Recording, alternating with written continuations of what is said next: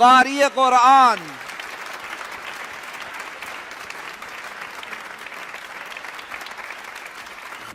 خب یه سلام علیکی بکنن. تفضل.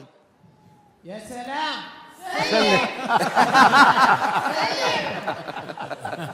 يا سلام.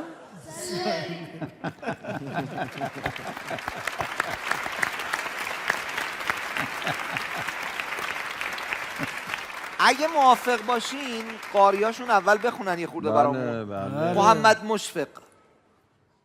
أعوذ بالله من الشيطان الرجيم. بسم الله الرحمن الرحيم.